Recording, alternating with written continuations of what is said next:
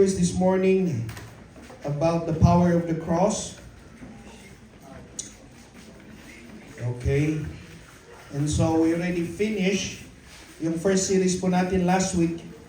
It's all about one of the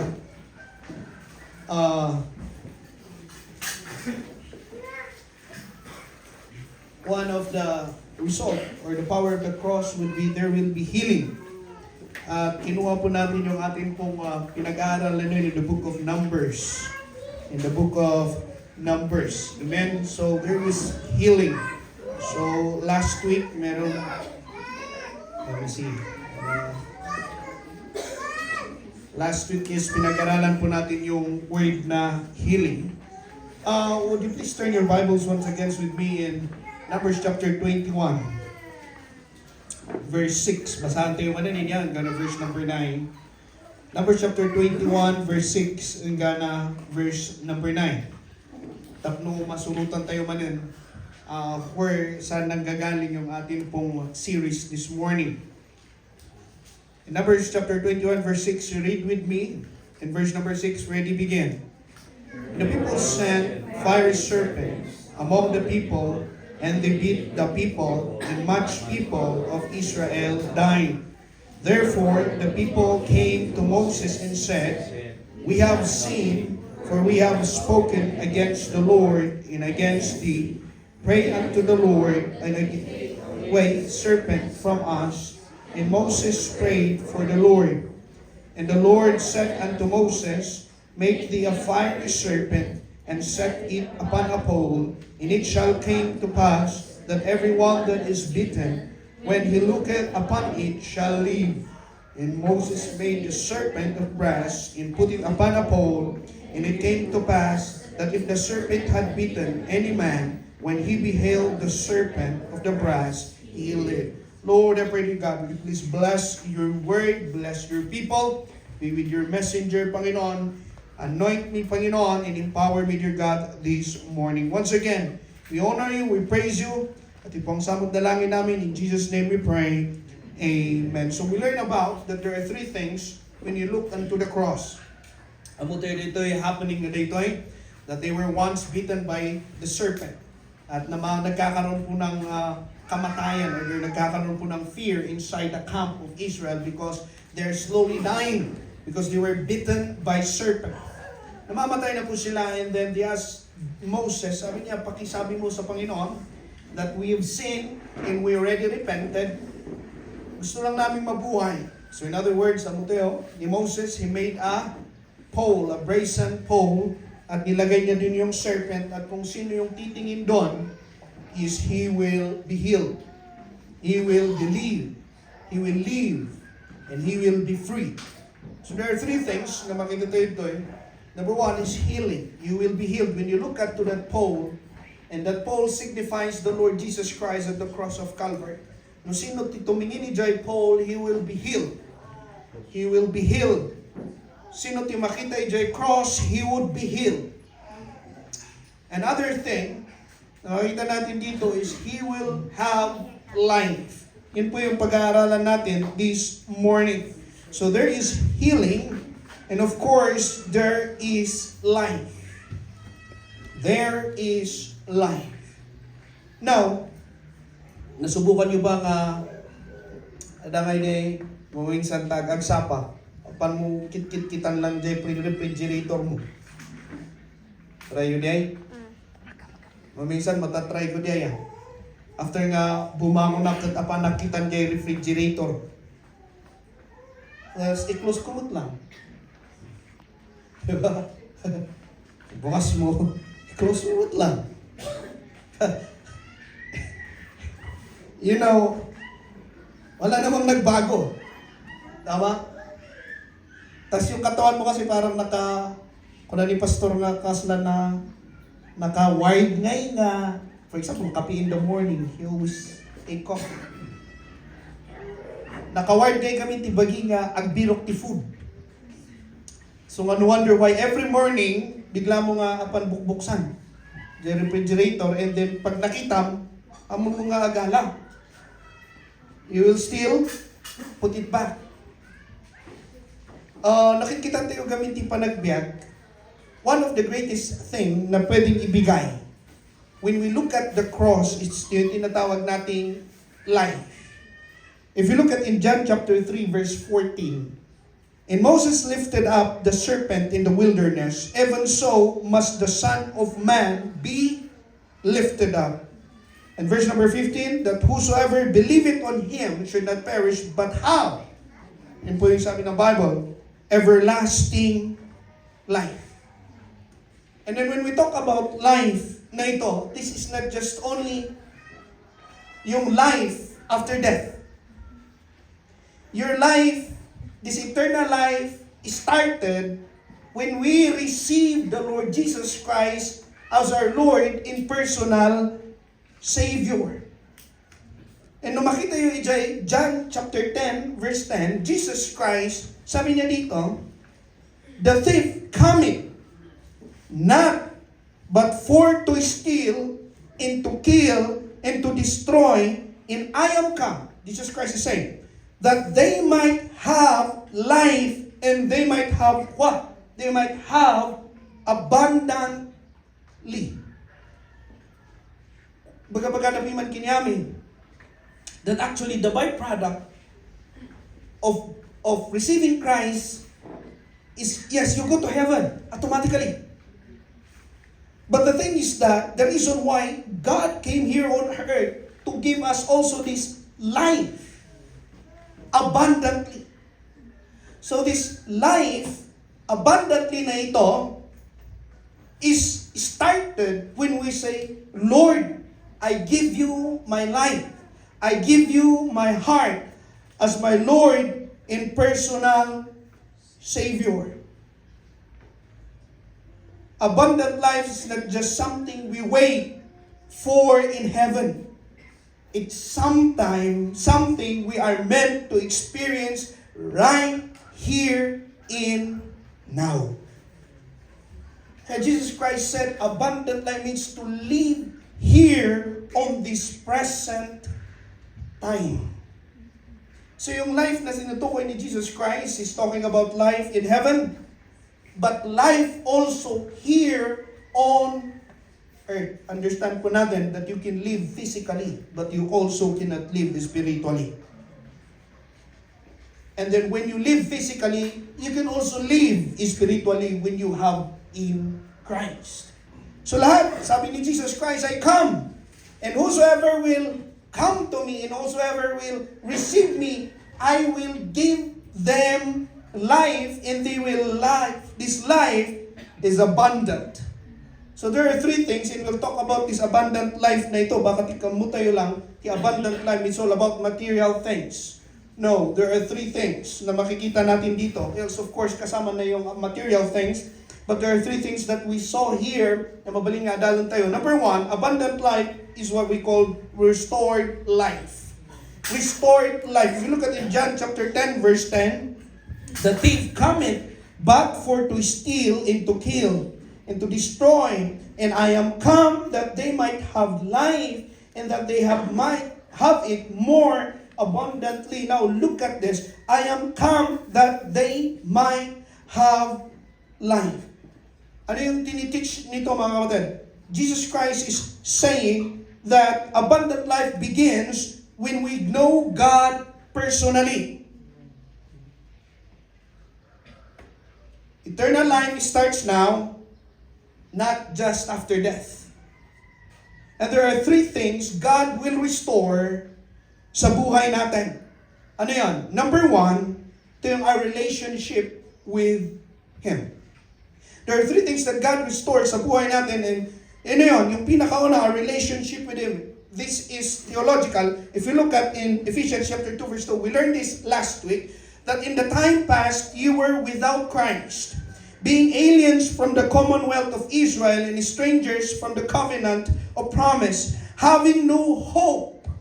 Ano yung sumunod? Without God. Saan? Dito sa mundo. So it means that without life here on earth, without God here on earth, we understand that we are dead in trespasses of sin. When Adam fall, we already been separated with God.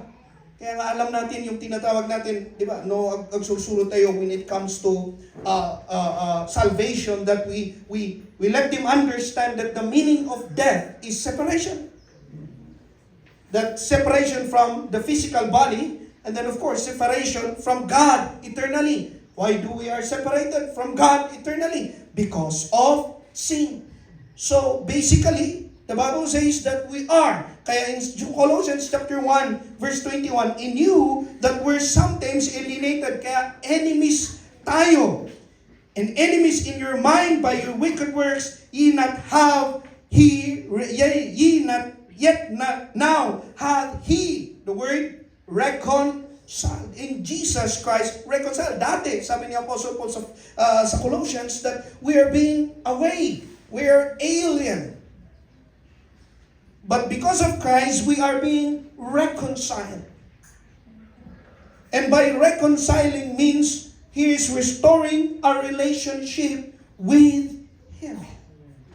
Pangalawang things, nire-restore ng Panginoon sa atin, it's because it's only a relationship with Him when we have in Christ. Our purpose in life. If you look at in 1 Genesis chapter 27, 28, two things lang. Ano yung purpose natin? Sabi ng Panginoon, let us created man in His own image. In the image of God created He him, male and female, created He them. And then ano yung sumunod sa verse number 28? And God blessed them, and God said unto them, be fruitful, multiply, replenish the earth, and subdue it, and have dominion over the fish of the sea, and over the fowl of the air, and over every living thing that moveth upon the earth. Two things. Yung purpose natin, God created us for fellowship. Let us create man in our own. Bakit? Sa image ng Panginoon. Why we are created? Nakaiingas niya po Diyos, ka-feel na amin. That's because of fellowship. You cannot fellowship ng hindi natin. Kaya tayo ba nga maki-fellowship ti monkey? Right? Alam nga mga agsaw ka, oh. Ni Tarzan lang sa amin. Kaya na nga maki-communicate with them. And so, let us make, from the word make into our image, means that God wants fellowship. So He made us for fellowship purposes. That's our purpose. And then to dominion, to steward this earth. But in Isaiah chapter 59 verse 1, sabi naman, behold, the Lord's hand is not shortened that it cannot save, neither His ear heavy that it cannot hear, but your iniquities have separated between you and your God, and your sin have hid His face from you, that He will not hear. The fellowship was not there anymore, and He will not hear us because of sin. And so God, Jesus Christ came. He is the mediator between God and man. To restore.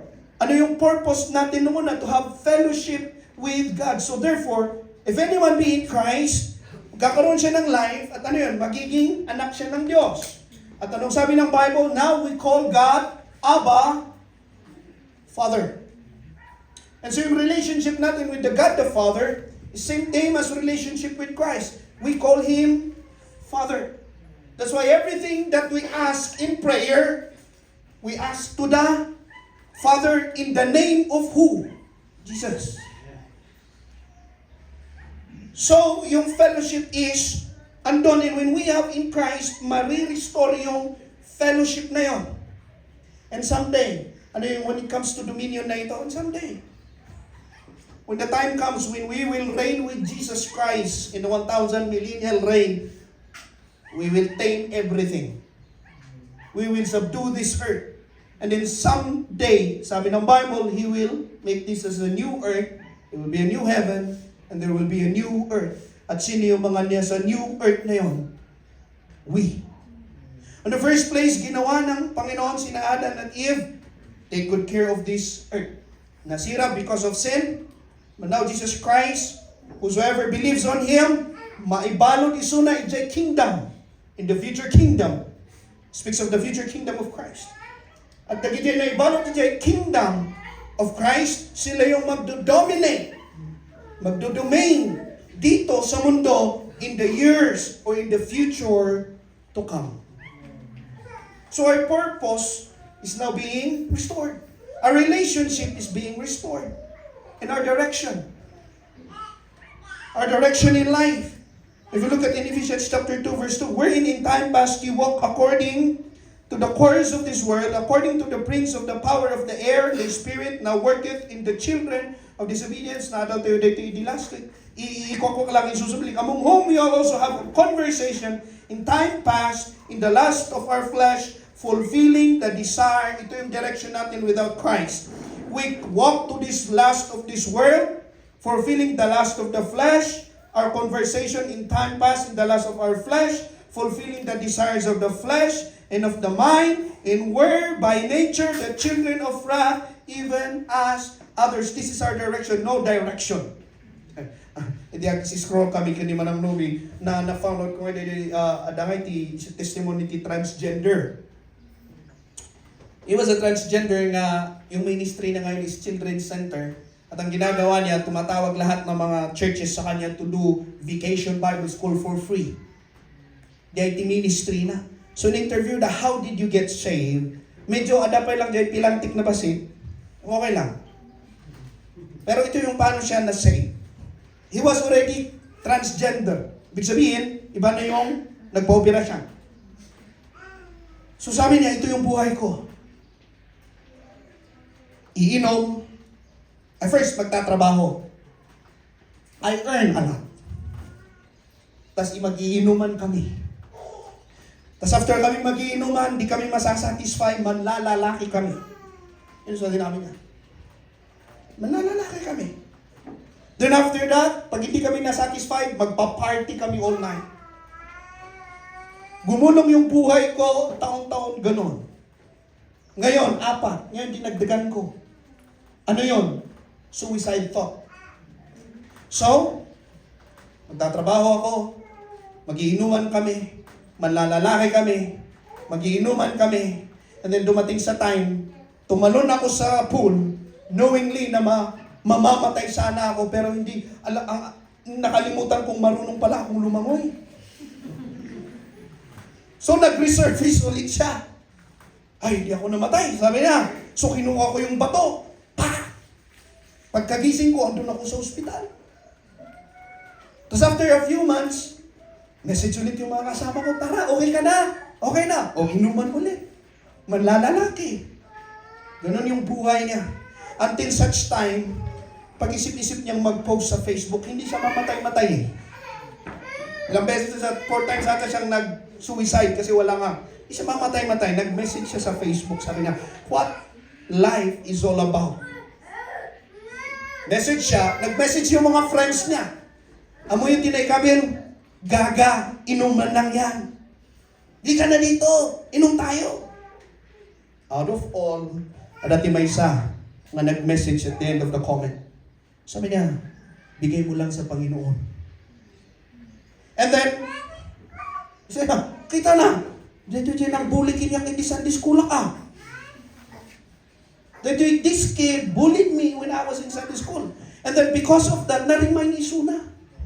Oh, ayun kaya mali, dati nga church ini. So nga, the ministry na is all about kids is because doon siya nagsimula. So it was reminded, ayun kaya mali, nag-church ini. So ano nangyari? Because of that comment, it reminded him of his dati na church. Nung bata siya, pinuntahan niya. Tapos nung pagpunta niya doon, nakadress siya. Totoo yun, nakadress siya. And then, amo yung magpiman na gito'y kakadwata yung kakastoy, ang lalakas ng loob. Lakas ng loob ko, sabi niya, pumunta pa ako sa harapan. Nakadress ako ng red, pumunta ako sa harapan. But the pastor didn't point at me. But the word of God got my heart. And there I found the reason of life. It's Jesus all along. So that day, I give my life to Jesus. But the transformation is hindi pa. Nagkaroon ng camp. Tapos lalikas kas tatayo. In-invite na. Iawan tibado na. Na transgender karon nga pang lalaki. Amoy tinanala namin. Swimsuit. Dress. Pero pumunta siya sa camp, hindi siya ginudge.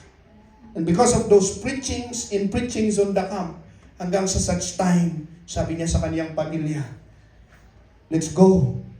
Ang gagawin natin, magsha-shopping. Anong shoppingin natin? Brief. At sabi niya, first time ko na ma-realize na ang mahal pala ng brief kaysa sa underwear ng babae. Sabi niya. And then I started to change the way I live. I found a purpose. Tapos sabi ko, after kong bumalik, nung sinabi ng Panginoon sa akin, son, pagkatapos kong bumalik, pagiging son, and I started, what's next? And then there, God impressed him na mag-work sa children's ministry. He has directions now. God restored him. God restored him. And dati wala siyang direction, ganun lang, paikot-ikot. Paikot-ikot. But now he has directions. Like, amuti-muti, violin, di ba? Di ba violin, no batiyang data, matapukan, madmaditi itsura na, ma-out of tune, kasi lang gitara data. And if someone will pick it in just play it, ang pangit pakinggan. But, at pag titignan natin, wala siyang value pag ganun. But when the person who knows how to play the violin will fix it, in punasa na, in play it, ano mangyayari? Gaganda yung tunog. Babalik siya sa dati niyang purpose. That violin, hindi ibig sabihin has not value at all. Wala siyang value. Magkaka-value lang yan or makikita lang yung value niyan at the hands of the master. Same thing as us. We will going to see our value. We're going to have the direction.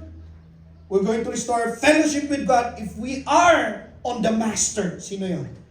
Si Jesus Christ. He will really restore everything sa buhay natin. And hindi man madali. You will go to transformation at masakit yun. But one thing is for sure and guaranteed, you will be restored on what you are. What you are designed for. Pangalawa, protected life, mga kapatid. Hindi lang po restoration, protected life. In John chapter 10, if you basahin niyo doon, it is about the Jesus Christ is telling that He is the shepherd. And that we are the sheep. If you look at in John chapter 10 verse 11, I am the good shepherd. The good shepherd giveth his life for the sheep. So if you look at this, giveth his life for the sheep. Now, inalintulad kasi tayo na parang isang sheep. At alam nyo ba, ang isang karakteristik ng sheep, mabaho. Sabihin mo sa katabi mo, you are sheep. Ay, di ba? We're all sheep, di ba? O, ay, mabaho ang sheep. Alala ko kayo magbaga nga, ano bang sitiro? Okay, ano ba characteristics kasi ng sheep? Why are we always compared to sheep? Well, ang sheep kasi hindi nila alam. Wala silang guidance. Ang alam lang nila, kumain. Pangalawa, hindi sila kagaya ng mga wolf that they knows how to hunt. Kaya they need a shepherd to direct them into the pag-arapan. They need guidance. They need provision. They need protection. Pangatlo, they need protection. And that's where Christ come in. If you look at, sabi niya, I am a good shepherd. The good shepherd giveth his life to the sheep. And if you look at in verse number 7, balik kayo, then Jesus said unto them, again, verily I say unto you, I am the door of the sheep, and all ever come before me are thieves and robbers, but the sheep did not hear them. Look at this. Ang ganda. Ano, mas basahan tayo lang. Ano nakita tayo dyan? In verse number 8, and that ever came before me are thieves. Maraming mga thieves. Ano? Pero andun ako sa pinto, and I am guarding them. Tingnan nyo kung yung protection ng Panginoon dito. Habang ginaguard tayo ng shepherd, but the sheep, tayo, did not hear them. Sino yung hindi na naririnig? yung thieves. Most of the time, ngayon, CCTV, hindi na natin mga thieves ngayon makikita sa CCTV. Ura niya ikastada nga nalaing da. He will still be known.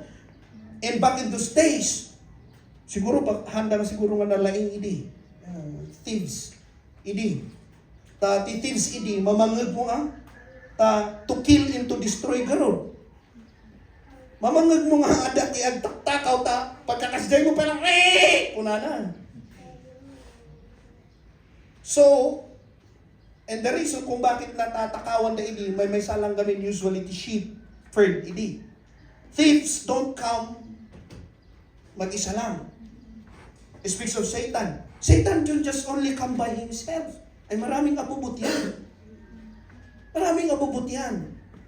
So kung hindi nakaligtas yung isa, meron pang isa. So nung nilabas ang kay temptation nga first, agaw mo nung rejoice ako. Marami siyang spare. But if you look up, if we are in Jesus, in His fold, hindi mo maririnig pati yung thieves. You're completely in silence. Ano yun? You are completely untouchable. We learned about last week that understand that our life, the reason kung bakit our life belongs to Christ, the reason kung bakit pumapasok yung magnanakaw actually is not hindi dahil pumapasok sila, kundi ayaw nating umunag ijay fold. The problem is not about the shepherd. Okay? The problem is all about the sheep. That's the reason why thieves come, get us. It's because we don't want to go to the fold. We want to go out from the fold. So, kukuhanin tayo. Pero good thing about the Lord Jesus Christ, anya ko na, kahit may saday tano na pukaw, I am going to find it. The good thing about God is that when we were wandered away, God will find us. And Jesus will find us and bring us into the sheepfold. In Bible times, in Easter, Bible time, modern Easter part, when they make a sheepfold, may salang ti entrance na dayta. And that's where the shepherd stay. Doon sa entrance. That's why the Lord Jesus Christ said, I am the door. I'm not only the shepherd, but I am also the door. Bakit? Iisa lang yung door dyan at doon siya matutulog. So, yung pagitan ng enemy sa atin is who? Jesus. At sabi ng Bible, puro protektahan tayo sa robbers, na kapag natutulog tayo, hindi tayo magigising. That's how Jesus Christ works. Pero hindi dahil ibig sabihin that we are protected in Christ, trouble may come. Hindi, meron pa rin. From trials will come, meron pa rin. But the good thing about that is that we are with the shepherd. We are with the shepherd just like the umbrella. When the rain comes, pag ginanong mo yung umbrella, hindi ibig sabihin na pag binuksan mo yung umbrella, maawan siya'y tulo. No. The umbrella, the rain will still always be there, but the use of the umbrella is will cover you from that rain. Jesus Christ is our protector. Even though, makita natin, kaya nga dito pumunta si Jesus Christ because He knows that we are going to go through life. But the good thing about that is meron si Jesus Christ sa atin. There will be trials, temptations, hardships, but when you are in Jesus, you are protected. We are sealed with the Holy Spirit. The blessing about that, ano ba yung sabihin ng sealed of the Holy Spirit when Jesus Christ or when the enemy will see us? Dati silyado, ijay ubod tayo. May kakabil, Jesus Christ Corporation. Ano sabihin? Di ba? Kasi siya Coca-Cola. Coca-Cola Corporation, bakit di Coca-Cola niya? Hindi kinyata yung ubuto dito ito yun, nakikakabili siya, sealed by the Holy Spirit, kakabili siya, Jesus Christ Corporation. Don't touch. So when the enemy will see that, bakit ganda ito ni Jesus? But, it could still harm us. But the good thing is that Jesus Christ is there. Amen? And last, abundant life means overflowing life.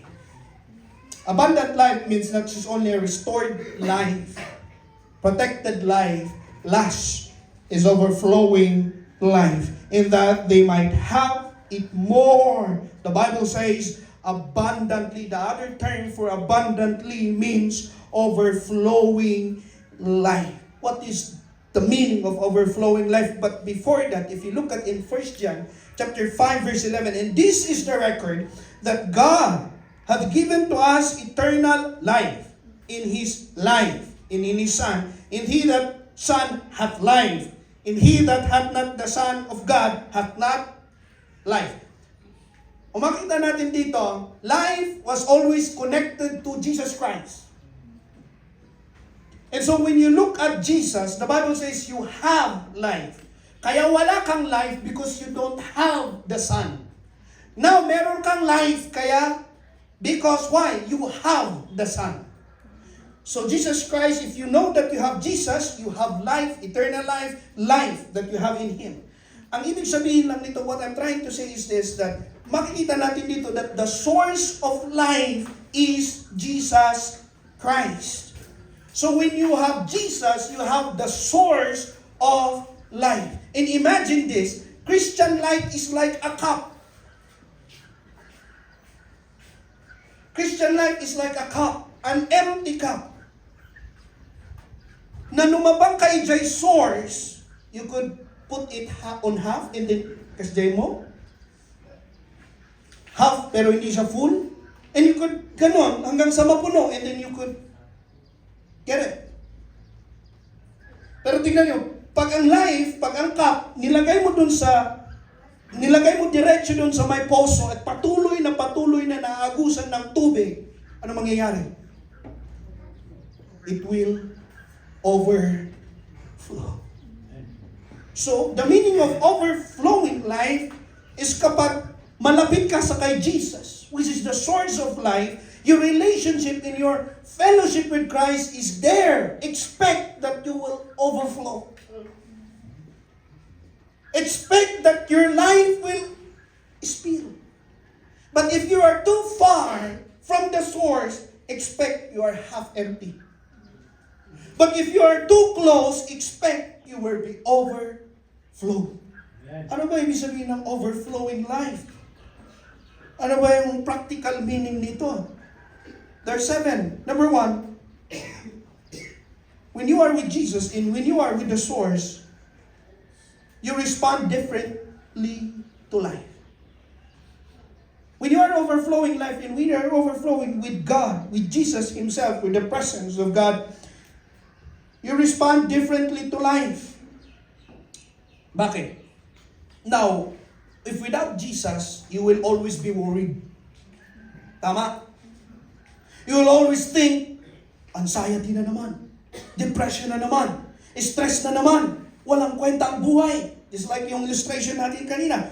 You feel heavy, you feel worried, you feel have no purpose.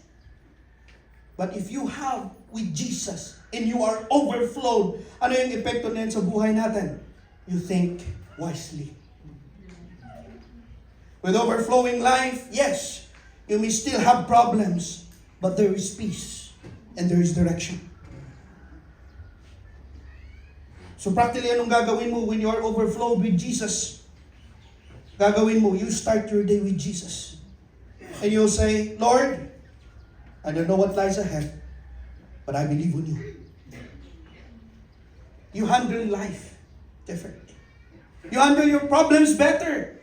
You don't panic. Kasi pag wala si Jesus, magpapanik ka. You don't know where to do. You mag-overthink ka. You will complain. But with Jesus, you pause and you pray. Yun yung epekto niya. Paano you treat people better? Pag wala si Jesus, you will seek revenge. You will stay bitter. Pero pag meron si Jesus, you choose to forgive. Hindi lang po yan, mga kapatid. You know how to handle your needs. Pag wala si Jesus, you look at money is the answer of everything. Pero pag meron si Jesus, you will say, Lord, bahala ka na. Hindi lang po yun, mga kapatid. It comes to, next one na, and it comes to handling yourself in times of discouragement. Pag discouraged ka, pag walang Jesus, you will go to alcoholism. You will go to addiction. Just to ease the pain. Pero pag meron si Jesus, you know that there is only one way. Go to the Word in prayer. And when it comes of handling situation like relationship,